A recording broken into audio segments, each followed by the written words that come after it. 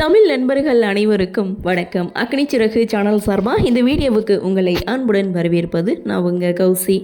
கௌதம் மதுமிதா சீரியலுடைய இன்னைக்கு எபிசோடுக்கான ரிவ்யூ என்ன அப்படின்றத பார்க்கலாம். அதுக்கு முன்னாடி இதுவரைக்கும் நம்ம சேனலை நீங்கள் சப்ஸ்கிரைப் பண்ணலைன்னா பண்ணிக்கிறங்க. கூடவே இருக்க பெல் ஐக்கானையும் கிளிக் பண்ணி அதில் ஆல் அப்படின்ற ஆப்ஷனையும் கிளிக் பண்ணிக்கிறங்க. அப்போ தான் நான் போடக்கூடிய வீடியோ உங்களுக்கு உடனுக்குடன் நோட்டிஃபிகேஷனாக வரும். எபிசோடை பொறுத்த வரைக்கும் மதுமிதா கூடவே இருக்கணும் அப்படின்றதுக்காக ஆஃபீஸ்க்கு போகாமல் இருக்க என்ன பண்ணலாம் அப்படின்னு சொல்லி ஒரு ஐடியாவை போட்டு பாத்ரூமில் வலிக்கு விழுந்துட்டதா போய் சொல்கிறாரு கௌதம். அதை உண்மை நினச்சிட்டு மதுமிதா சந்தோஷ்க்கு கால் பண்ணி டாக்டரை கூட்டிகிட்டு வர சொல்கிறாங்க. சந்தோஷம் டாக்டரை கூட்டிகிட்டு வீட்டுக்கு வந்தாக்க இங்கே கௌதம் பார்த்திங்கன்னா டாக்டரா அப்படின்னு சொல்லி ஷாக் ஆகிறாங்க. ஆமாம், உனக்கு அடிபட்டுருச்சுன்னு சிஸ்டர் சொன்னாங்க, அதனால தான் செக் பண்ணுறதுக்காக டாக்டரை கூட்டிகிட்டு வந்தேன் அப்படின்னு சொல்லும்போது அப்போது டாக்டர் எந்த காலில் வலி இருக்குது அப்படின்னு சொல்கிறாங்க. நீங்கள் தானே டாக்டர், அதை நீங்கள் தான் கண்டுபிடிக்கணும் அப்படின்னு சொல்ல ஸோ இங்கே மதுமிதாவும் சந்தோஷம் ஷாக் ஆகுறாங்க. அந்த இடத்துல சந்தோஷ் கௌதம் நடிக்கிறாரு அப்படின்றத புரிஞ்சுக்கிறாங்க. நேற்று சொன்ன விஷயத்த கப்புன்னு புரிஞ்சுக்கிட்டு இன்றைக்கி ஆஃபீஸ்க்கு வராமல் லீவ் போட இப்படிலாம் பிளான் பண்ணிகிட்டு இருக்கியா, அதை என்கிட்ட நேரடியாக நீ சொல்லியிருக்கலாமே நண்பா அப்படின்னு சொல்லி மனசுக்குள்ளேயே நினைச்சாலும் டாக்டர் கௌதமுடைய 2 காலையும் பிடிச்சு பார்க்குறாங்க.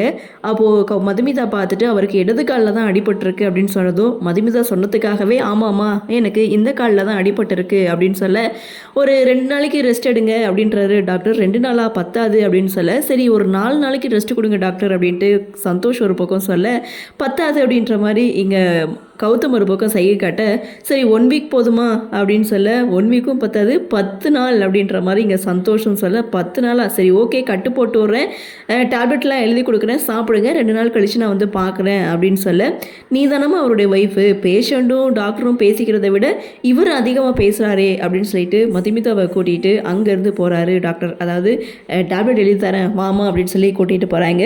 ஸோ இங்கே சந்தோஷ் பார்த்திங்கன்னா கௌதம் நடிக்கிறத கண்டுபிடிச்சிடறாங்க. நண்பா அப்படின்னு சொல்ல நான் நடிக்கிறேன்னு எப்படா நீ கண்டுபிடிச்ச அப்படின்னு சொல்ல அதான் உன் முகத்திலேயே தெரியுதே அப்படின்னு சொல்லும்போது ஒருவேளை மதுமிதா கண்டுபிடிச்சிருப்பாங்களோ அப்படின்ட்டு இங்கே கௌதம் இருந்தாலும் சேச்சா சிஸ்டர் ஒரு அப்பாவி இதெல்லாம் கண்டுபிடிச்சிருக்க மாட்டாங்க அப்படின்னு சொல்லி சரி சரி நீ கண்டினியூ பண்ணு அப்படின்னு சொல்லிட்டு கௌதமை வீல் சேரில் உட்கார வச்சு சந்தோஷ் ரூமுக்கு கூட்டிகிட்டு போய் விட்டுட்டு வராங்க. ஸோ ஆஃபீஸ் வேலையெல்லாம் நானே பார்த்துக்கிறேன், நீ சிஸ்டர் கூட என்ஜாய் பண்ணு அப்படின்னு சொல்லிட்டு இங்கே சந்தோஷ் வெளியில் வராங்க. பாவம் மதுமிதா உண்மையிலேயே கௌதமுக்கு அடிபட்டுருச்சு அப்படின்னு சொல்லி ரொம்பவே ஃபீல் பண்ணுறாங்க, கண் கலங்குறாங்க. அதாவது பம்பரமாக சுற்றிட்டு இருந்தவர் இப்படி வீட்டில் அடிபட்டு கிடக்கிறாரு, கண்ணுப்பட்டு போன மாதிரி ஆயிடுச்சு, எனக்கு ரொம்ப கஷ்டமாக இருக்குது அப்படின்னு சொல்லி கண் கலங்க. அதெல்லாம் சும்மா உள்ளுள்ளாய்க்கு அப்படின்னு சொல்லி சந்தோஷ் உண்மையை மதுமிதா கிட்ட சொல்கிறாங்க. ஆனால் சந்தோஷ் சொன்னாலும் மதுமிதா அதை நம்பலை. சேச்சா அவர் அப்படியெல்லாம் கிடையாது, அவர் ஒரு அப்பாவி அப்படின்னு சொல்ல அட அப்பாவியா இருங்க நான் பாருங்கள் நிரூபிக்கிறேன் அப்படின்னு சொல்லிட்டு ஒரு லட்டு பாக்ஸை எடுத்துகிட்டு கொண்டு போய் ரூமில் வச்சுட்டு சரி ஆஃபீஸ்க்கு போகிறேன் அப்படின்னு சொல்லிட்டு அங்கேருந்து போகிறாங்க. லட்டை பார்த்ததுமே நம்ம கௌதமுக்கு சொல்லவா வேணும். ஸோ காலில் அடிபட்டிருக்கதையும் மறந்து அந்த லட்டு பாக்ஸை எடுத்து மறைக்கிறாங்க. அதை நம்ம மதுமிதா பார்த்து சிரிக்கிறாங்க. ஸோ என் கூட இருக்கணும் அப்படின்றதுக்காக இப்படியெல்லாம் போய் சொல்கிறீங்களா, க்யூட்டாக இருக்குது, எனக்கு ரொம்ப பிடிச்சிருக்கு அப்படின்னு சொல்லி அவங்க ஒரு பக்கம் மைண்ட் வாய்ஸ் கொடுக்க இப்போ பார்த்தீங்களா, ஆனால் இந்த விஷயத்த நான் சொன்னேன்னு மட்டும் அவங்ககிட்ட சொல்லிடாதீங்கன்னு சொல்லிட்டு சந்தோஷ் அங்கேருந்து போகிறாங்க.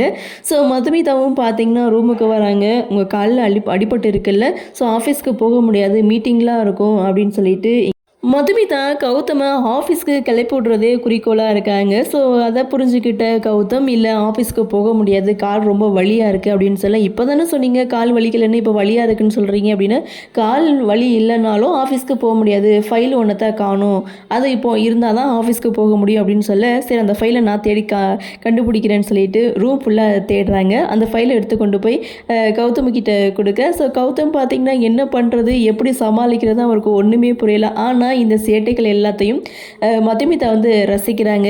என் கூட இருக்கணுங்கிறதுக்காக எப்படியெல்லாம் போய் சொல்கிறீங்க, ரொம்ப பிடிச்சிருக்கு அப்படின்னு சொல்லிட்டு அவங்க மனசுக்குள்ளே நினச்சாலும் சரி ஓகே நீங்கள் ஆஃபீஸ்க்கு போக வேணாம், ஃபுல்லாக இருந்து ரெஸ்ட் எடுங்க அப்படின்னு சொன்னதும் இதைத்தாங்க நான் ஆரம்பத்துலேருந்தே சொன்னேன் அப்படின்னு சொல்ல சரி இந்த நிலமையில் உங்களால் குளிக்க முடியாதுல்ல, சரி நான் துணி வச்சு தொடச்சி விட்றேன் அப்படின்னு சொல்லிட்டு மதுமிதாவும் அந்த பொய்யை கண்டினியூ பண்ணுறாங்க.